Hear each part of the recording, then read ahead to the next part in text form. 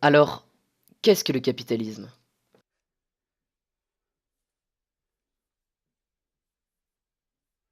Le capitalisme est à la fois un système économique, mais aussi un type d'organisation sociale.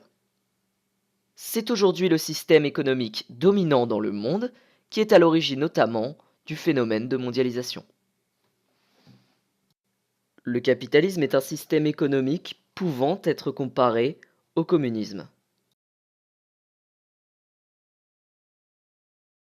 Mais quelles sont les caractéristiques du capitalisme? Tout d'abord, le libre-échange. Le libre-échange est un principe visant à favoriser le développement du commerce international en supprimant les barrières douanières et les réglementations nationales susceptibles de restreindre l'importation des biens et des services. L'économie capitaliste repose aussi sur la recherche du profit. Le système capitaliste dispose d'actionnaires. Les actionnaires sont des agents économiques disposant d'une valeur mobilière. En d'autres termes, c'est le patronat.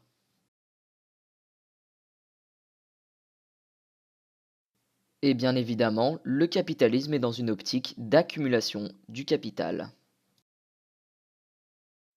La révolution industrielle, ou le triomphe du capitalisme. En effet, en Europe, la croissance de production s'accélère dans des proportions jamais vues. Le produit total de l'Europe est multiplié par 4,5 au XIXe siècle. C'est le résultat d'un nouveau système de production fondé sur une révolution technique, l'utilisation de machines non actionnées par l'énergie naturelle de l'eau ou musculaire de l'homme ou de l'animal. L'innovation fut un facteur clé de cette croissance. En effet, un processus d'industrialisation se déclenche, les nouvelles inventions se multiplient, comme par exemple la machine à vapeur en 1769 par James Watt, l'industrie du coton explose, puis dans le domaine de la sidérurgie, les mines et enfin le transport. Tout ça font que la croissance de production monte en flèche.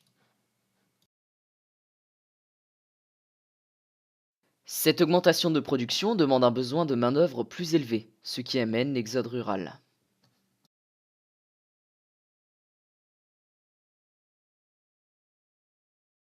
Le premier pays à connaître la révolution industrielle fut l'Angleterre.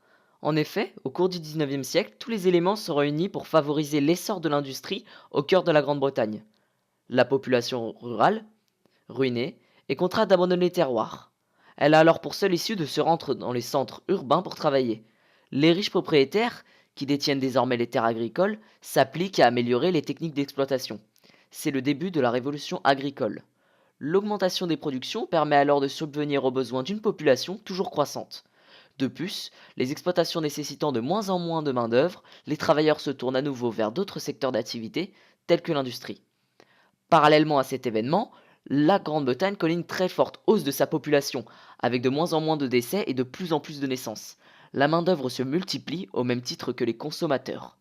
S'ajoutant à ces facteurs un état d'esprit favorable, propre à l'Angleterre, ouverte au progrès et à la science. Tous ces éléments s'alimentent les uns les autres, conduisant tout droit à la première révolution industrielle.